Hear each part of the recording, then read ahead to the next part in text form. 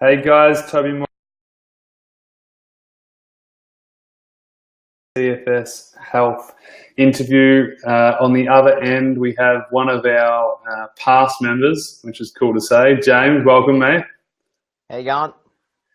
Thanks so much for coming on. And there's a couple of funny things that I'm going to start off with. First of all, it's taken 40 minutes to set this webinar up, so your attitude of not giving up is pretty prevalent.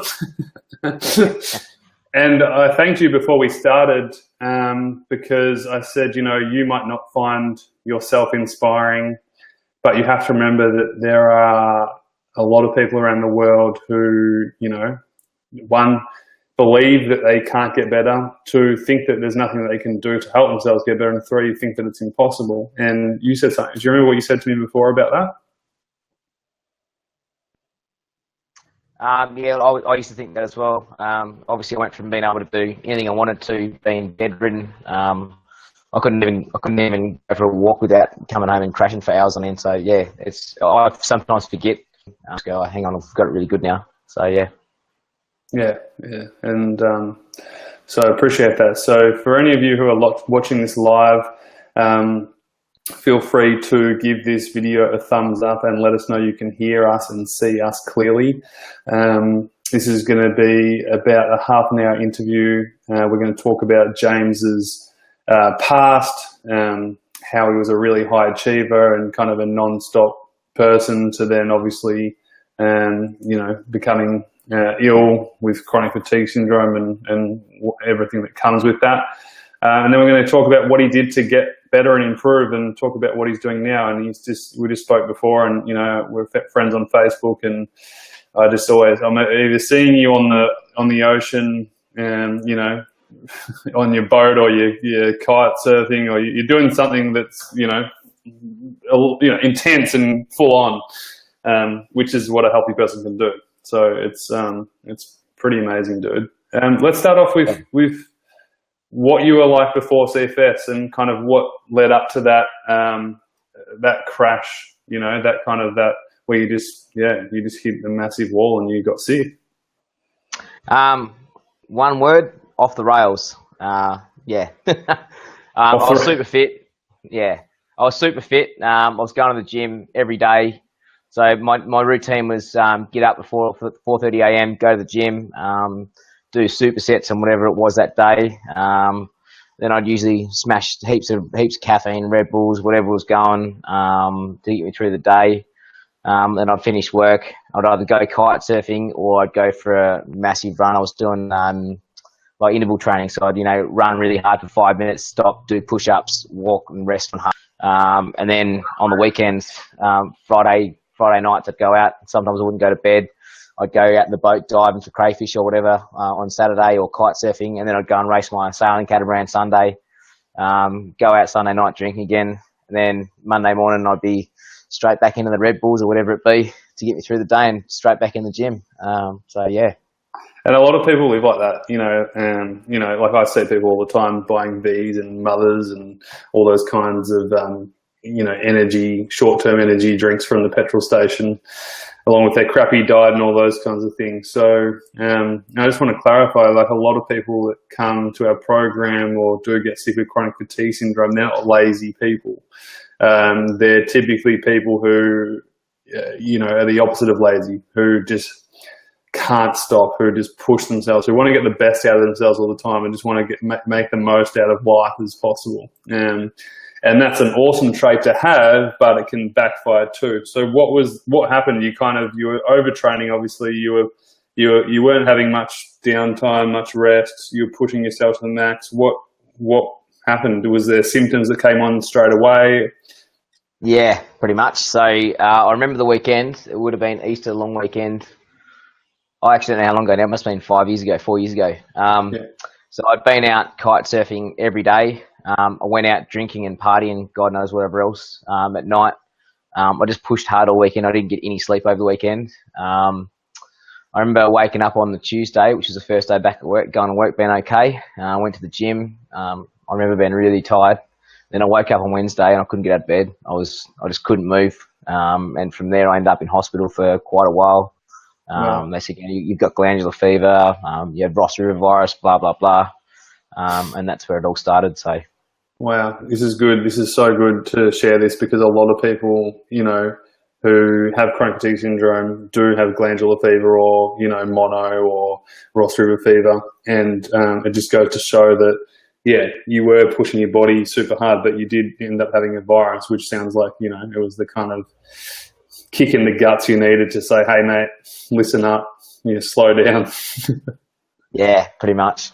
So what was that like? Like going from crazy James, who just didn't stop all the time, to then like just being in hospital and not being able to do stuff. What was that like emotionally for you? Like, because I'm sure all the viewers who are listening right now, some of them are probably going through this right now. What was it like for you? Depressing. It was a real shock to the system. I've been so used to getting a high every day, whether it be going to the gym, kite surfing, whatever crazy thing I was doing. I was constantly being fed adrenaline, and all of a sudden I couldn't do anything. And I just felt so helpless. And after about 6 weeks of this, I was sitting there thinking that I'm never going to get better. Like this is the rest of my life now. I've completely wrecked myself forever. And yeah, it was scary. Really scary. Yeah. Yeah. And then the anxiety builds, and you start to stress about the future, and it's just like a never-ending cycle. So I think the scariest thing was probably the brain fog. I remember the first 6 weeks, my vision was completely gone. Like I'd turn one way or the other, and my vision was really like photographed kind of thing. It was really scary, and I couldn't think straight. And yeah, that was probably the worst bit at the time, I think. Yeah, I guess it's hard in the moment when you're going through that, but I guess if you look back at your history and how little rest you had and how much you were doing, I guess it kind of makes sense in a way, what you were going through. So what was the process like when to get help? Like, did you go to a doctor? I mean, what happened from then? So I saw a lot of doctors in hospital. They all had the same opinion that, you just keep getting one virus after the other. You're just unlucky. You'll be fine. Lots of rest and vegetables. And I did start to recover, somewhat. I still had all the terrible symptoms that went with it. So yeah, back to another GP, and the same old story. Like, the GPs were really, really unhelpful kind of thing. So I ended up meeting someone who had something similar years ago, and they went to a homeopath. So I went to homeopath for a little while. That helped a bit, relieve some of the symptoms. So I saw lots of different specialists. At one stage, I was getting 30 grams of vitamin C intravenously fed into my body twice a week. Eating lots of vitamin C tablets, fad diets, you name it. I've tried everything, and nothing really worked, to be honest. Yeah. What was the strangest thing a doctor said to you, or the most annoying thing that a doctor said to you? Probably. You just keep catching different flus after the other, and I was like, come on. Yeah. And that's just so common. If anyone's watching this right now, in the comment section, let us know. Was that something similar that happened to you, that you felt like there wasn't much help? You weren't given even some form of guidance, like it's I think it's more of an acknowledgement thing. Like, the doctors a lot of them don't acknowledge chronic fatigue. They just like, you're fine. You're just sick, and and until you've experienced it yourself. I remember my uncle's had chronic fatigue for as long as I've ever known. So if you're watching Pete, hello. And I remember watching that and looking at him and going, oh no, he's just lazy. It can't be that bad, And then once you've been hit with it yourself, you just go, oh my God, this is horrible. Yeah. So yeah, 100%. And yeah, it's not just in your head. You're not making it up. Clearly, there's physiological symptoms that are going on. But like you said, at the same time, it can affect you emotionally too. Like, obviously going from one way of living to another way, it stuffs up with your mentality, in your daily life. So of course it's going to affect you. Okay, cool. So brain fog was one of your worst symptoms. It sounds like it was pretty full on if you couldn't even see properly. Yeah, it was probably the first 6 weeks it was like that. That was when I was probably most worried. And that sort of weird stuff cleared up after a little while, and I was just left with a normal brain fog where you can't think straight and feel like smashing your head into a brick wall kind of thing. So I'm sure you're familiar with that. Certainly am. Certainly, all the people who are watching you as well, Nikki's commented I find doctors just get so frustrated with me, like, stop coming here because I can't help you. And, and that's kind of what happened with you, James, as well, really, in a way. Yeah, I didn't go, after I'd had a couple of bad runs with doctors, I was just like, you know what, I'm not going to even bother anymore. So I started seeing homeopaths and bits and pieces. The most helpful one I actually probably saw was an iridologist. They do studies of the eye. And I didn't tell this lady anything about myself, and she straight away said, yeah, you've got stress adrenaline glands, your stomach, your system's all messed up, this, and this. And it all made sense. Okay. And she sort of put me on the right track to starting to get myself right, So. Yeah, awesome. Okay, cool. And then how did you even find us? Because obviously you did our program, but in the first place, how did you even find our program or find me? I've got no idea. Hang on. A mutual friend or something. I think I might have seen one of your posts from that. Perhaps it would have been Facebook or something. I did a lot of research on the net for a long time before I found your program, and I don't even know. I don't actually remember exactly how I found it. My memory's a bit vague from back then. So I don't actually know. Yeah, and I remember you reached out. You booked in an initial call, an assessment call, and I just remember this guy. He was just like, all right, mate, like, what have I got to do to get better? You just tell me what to do, and I'm going to do it. And I was just like, all right, so we've got to slow down a little bit first and just make sure you put the right things in place. But you were just so keen to get better, and I don't know, it sounded like there was just this sense of hope that you had when you found our program. Yeah, I was pretty well ready to give up. Like, I found after a while, I'd start to get better and I'd start to get somewhat of a baseline back, but I could never, ever get better well enough to go and do the things I wanted to do. So then I just I started living in the push-crash cycle, which is really unhealthy. I'd start feeling okay, then feel a bit crap and go, do you know what, I'm just going to go and get absolutely wankered drunk tonight because I'm so depressed and feeling crap. And then that'd just put you back in another spiral. So by the time I found your program, I was like, I really need to do something in my life here. This is not working out so good. So yeah. Okay, cool. And so you joined the program. I remember you went all in. You were 100% committed, and you're probably one of the most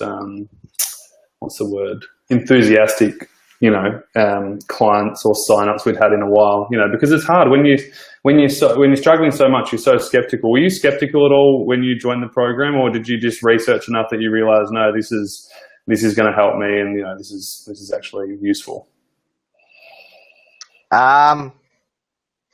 Initially, I'm a businessman myself. I looked at it and thought that's a really good way to make money. That was my initial thoughts.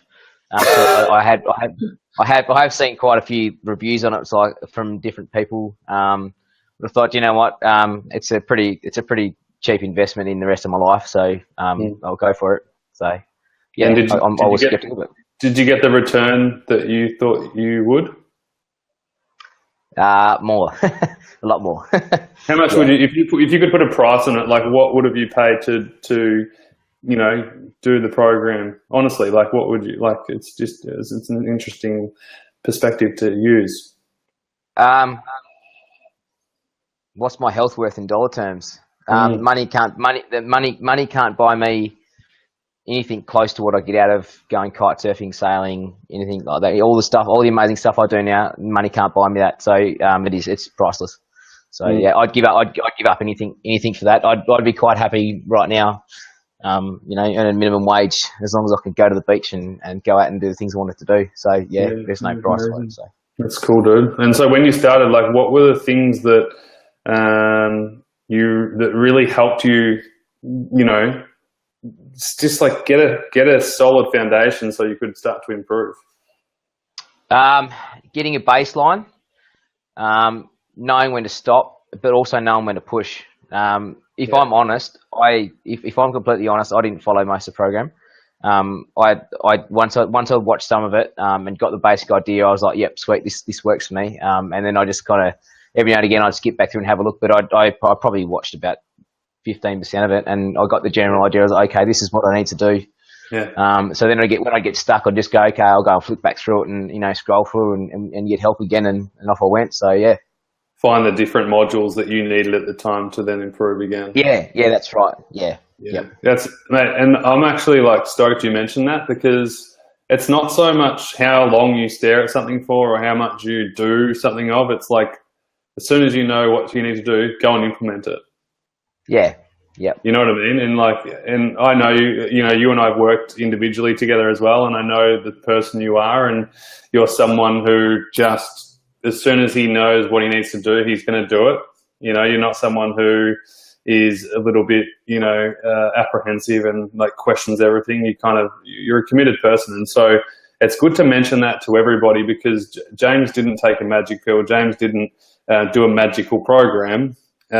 He just followed what was useful and what worked for him, and then he did that and stuck to it.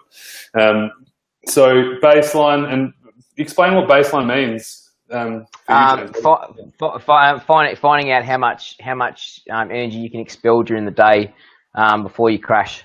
And for me at the time, after I got off the phone and started the program, you can probably see my front door over there. Yep. I'd go from here to the front door, back to the couch, and I'd do some stretching, bits and pieces like that, like move my arms, lift my legs in the air a couple of times, and then I'd go rest again. And then within about 4 weeks, I was walking up the road, and I'd just be able to walk up the road, walk up a slight little hill, around the block, come back. And I did that for like 4 weeks and just gradually increased. And that's when I kind of got stuck. I was like, where do I go here? Like, I feel okay, but I'm not sure. And then I sort of got to the point where I'm like, okay, I think I need to push a little bit now. And I pushed for a little bit, and got a fair way ahead. And then it's like, oh, yeah, this is good. And then bang, crashed again. So it was like really frustrating. It's just like, 2 steps forward.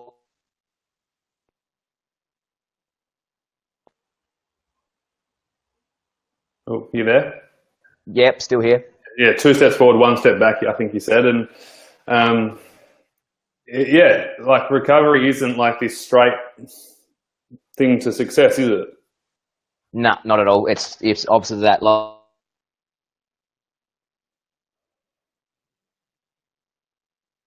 I've been stepping and doing lots of stuff again, and then I'd go back again a month later, and I was in the worst shape ever. Like I was in big trouble, and I'd be back. I had to have to start from scratch again, pretty much. So yeah.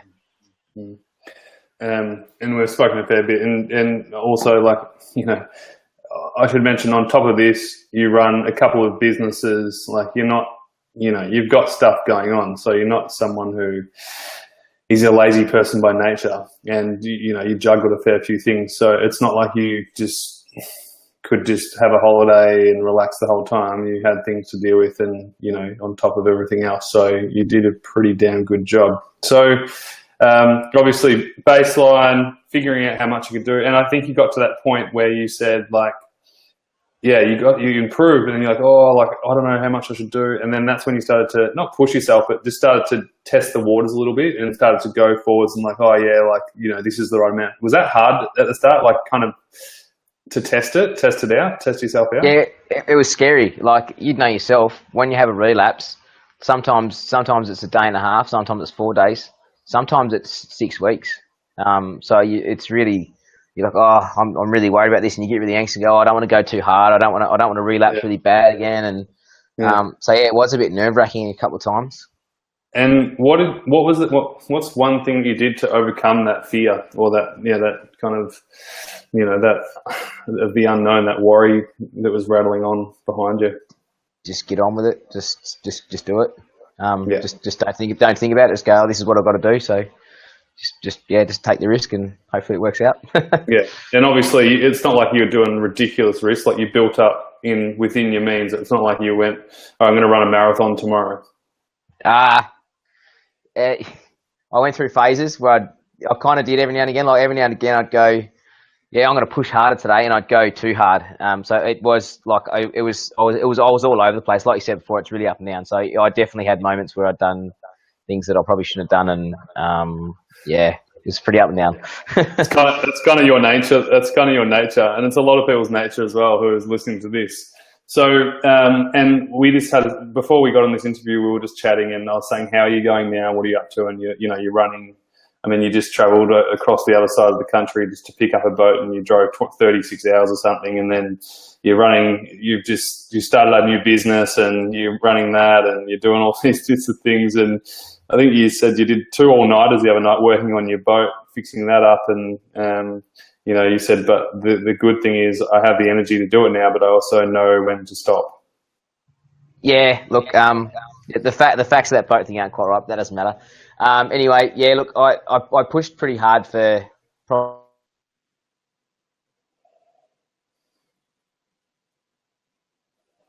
You got me? Yeah. Yeah, so I did push pretty hard for probably 2.5 weeks. Overdoing it quite a lot, like really pushing the boundaries. Like I was being a bit reckless, to be honest. Yeah. I did a few 36-hour sessions. And the next couple of days, I was sort of like, yeah, you've been going too hard, and yeah, you just got to learn to stop. But healthy people would be exhausted from doing that. Yeah, see, I wasn't even tired. That was the problem. Like I'd go into bed after a 18-hour day, and I'd just lay in bed going, I'm not tired at all, and I couldn't stop thinking about the boat. So, I'll just go back outside and keep working. You're an inspired man.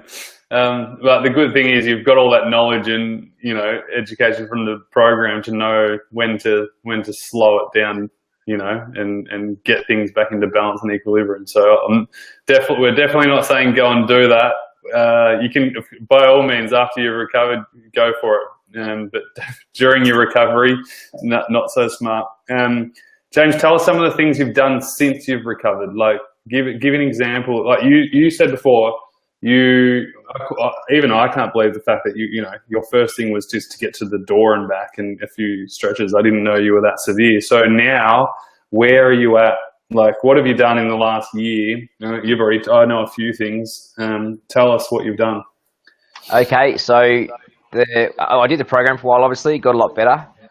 I got to a point where I actually didn't know how my capabilities were. I was sort of back to normal. I wasn't kite surfing much at the time, but I think it was January, obviously a year and 6 months ago now, 5 months ago, I decided I was going to start kite surfing again. So I thought, no, I'm going to do it differently this time. I'm going to do it like the CFS program. So I went down to the kite beach, rigged up my kite, and kited for maybe 5 minutes. Came back to the beach, sat down, had a rest for a while. Yeah, I'll go for another 5. Went for another 5 minutes, packed up my gear, went home. A couple of days later, came back, did a 10-minute session, then had another rest, did a 5-minute session, and then I just built up from there and there. And now I could kite for probably 8 hours now if I really wanted to. So you did build up progressionally. Yeah, I do that. I've done that with everything now. So, gym, my whole life, like pretty much everything. I've implemented it into everything in my life now. So yeah, amazing. I hope you guys are taking notes, or if anyone's watching this, make sure you take some notes down because, the proof's in the pudding. James is obviously like a perfect example of what you can do, where you can go with the dedication, with the right knowledge, and just with the application. It's really awesome to speak to someone who has tried pretty much everything, but also just has a really not boring but very modest, normal approach to recovery that's worked. Yeah, keep it simple. Keep it simple. 100%. Yeah, and when it becomes complex, sometimes we just make it a lot worse. I just want to talk about tell us about Canada. You went to Canada. You did a snowboarding trip. Fully recovered. You out there. How long did you go to Canada for? I think I was there for about a month. I was in Canada, maybe Canada for 3.5 weeks, and a few days in New York City. So yeah, fun. Canada was awesome. It was one of the better trips I've ever had, to be honest. It was really good. Had some really good friends we went with, and did some crazy stuff. So we hired a bus in Canada and drove from Vancouver up Silver Star Resort, which is like 700 k's in the middle of winter. So it's like driving over these crazy hills in this 40-foot bus, like the biggest bus you could hire, and it's all, you're driving on the wrong side of the road, opposite side of the car. This 40-foot bus we'd never driven before in like a foot of snow. So that was awesome. It was so much fun. That's crazy. then went snowboarding, had Christmas there, and made our way back to Vancouver and went from there. So that's cool. You obviously pushed yourself. It sounds like you had a good time. You partied a bit. You let your hair down, so to speak, and then you came back, and then you got pneumonia. Yes, I did. I was quite ill. So I started getting sick in New York, a little bit of a light cough. And then on the plane, I got a lot worse. By the time I got home, I was pretty sick. Then I had the F-18 Nationals. Obviously, you see those catamarans I sail. So that was about 3 weeks after I got back. So I was sick went and got on antibiotics when I got back. Went out training on the boat while I was sick, which is I know I shouldn't do this, but the Nationals were 3 weeks. So I'm like, let's get some time in. So I went sailing 3 days in a row while I was really sick. I could hardly breathe, and I relapsed really bad, and I got really ill to the point where I called an ambulance for myself, kind of thing. So it wasn't really nice. Yeah, but this is why I brought this up, because if you didn't recover from CFS and you had pneumonia, then with CFS you would have been probably sick for another 12 months, or 6 to 12 months. I would say at least 6 months, at least. That's right. I remember in the early stage of having chronic fatigue, even when I was having some of my better times, I remember I'd catch a flu, and it just set you back so far, and you just sit there and go, this is just horrible. Exactly. You can't describe it to someone. Yeah, you can't, and that's exactly right. But you recovered pretty quick. Yeah, I did. I was out of hospital a couple of days before the Nationals, so I managed to make it on the plane, still coughing and carrying on. And we went to the Nationals and did better than we expected. So it was really good.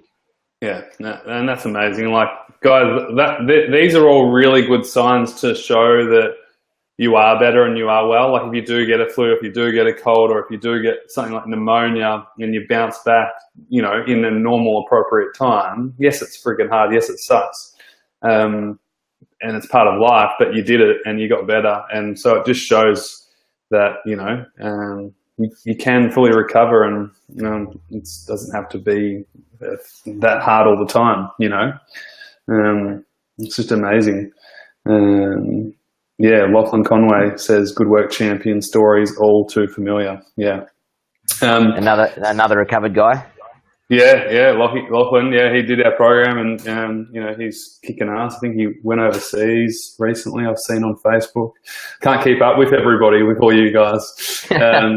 I'm actually interested to see some of the guys now that are going through this. I'm interested to see what their diets are like. It's one of the things I struggled with when I was sick was eating healthy food. Like, it's hard to go and prepare yourself a nice meal. So I went and bought a NutriBullet, and I just buy this when I was really sick. I still do it now, actually, because I'm lazy. You go to Woolworths or Coles and you buy this stuff called I think it's rainbow salad, and it's just like chopped up broccoli and carrot and beetroot and all sort of stuff. And when I was ill, I just get up, stick this in a NutriBullet with some water in it, whiz it up, and I just sip on that all day. And take some so those good bacteria for your stomach. Yeah, and probiotics. Probiotics.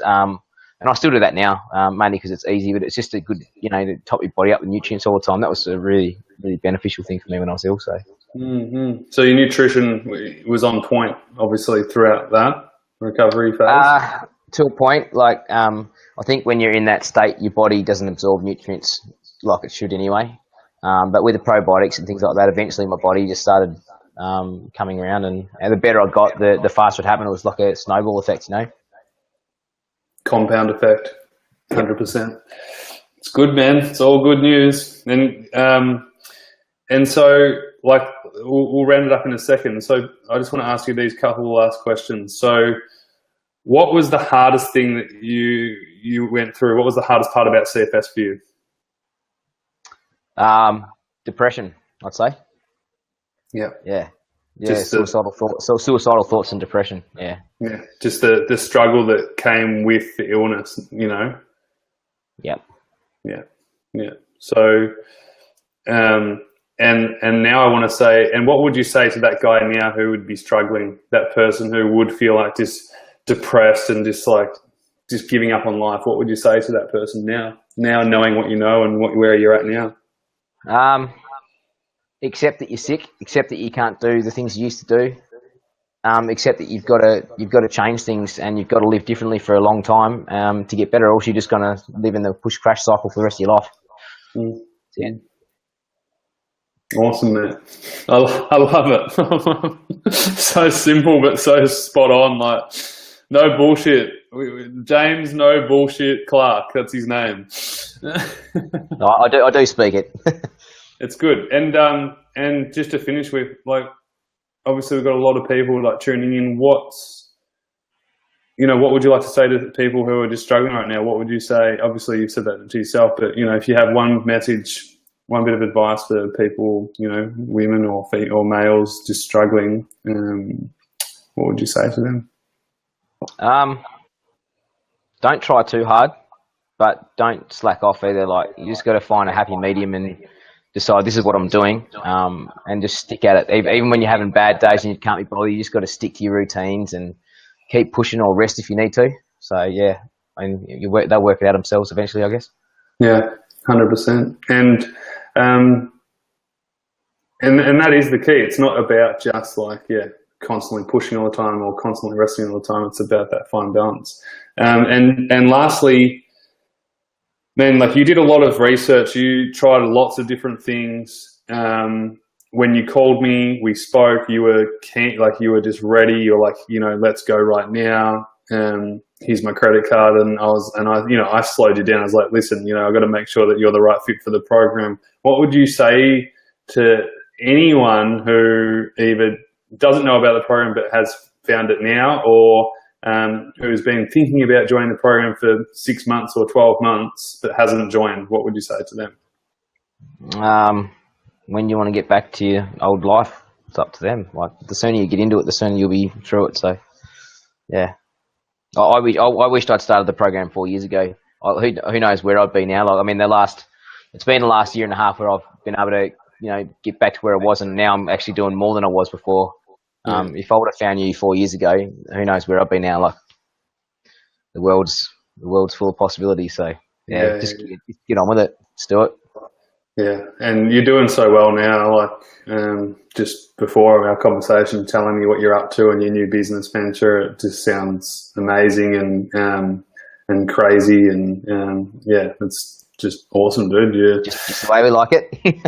Yeah, exactly. Yeah, you're doing well though, man. It's just really good to see, and I just think it's just so inspiring. If even just the comparison of you, literally your door's only 5 meters away, and that was your day, That was when I was bad, like when I was relapsed. That's right. But like, it's just such a good inspiration to see that, and then to have a vibrant bloke sitting on the end of this call, living fully.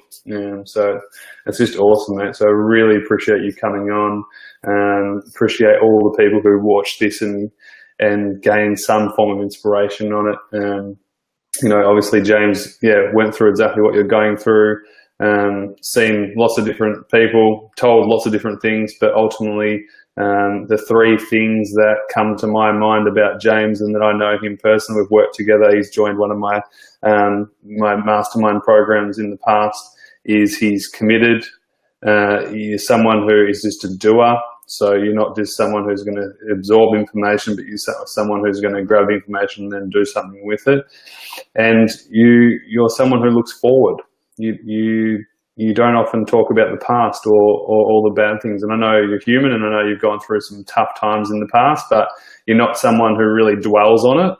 And I think that's just, such an awesome, attribute to have. And I think it's ultimately why you are the way you are right now. Sweet. Thanks, Toby. No worries, brother. Yeah, take that as a compliment. That's that's good for your Monday night. Yeah, so thanks so much for joining, everybody.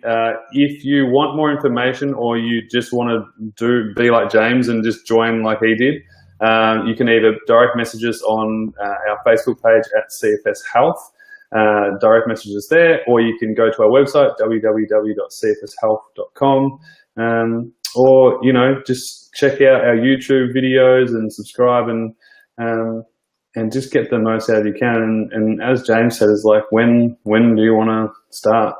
when do you want to start improving and getting better? And yeah, it's just awesome, dude. So yeah, stoked and looking forward to seeing your next project. I feel like you've always got something next going on. Yep, there'll be another one in about 2 weeks, so stay tuned to Facebook. There you go. All right, thanks so much for joining, guys. Thanks, James. We'll speak to you soon. See you later, Toby. Yeah.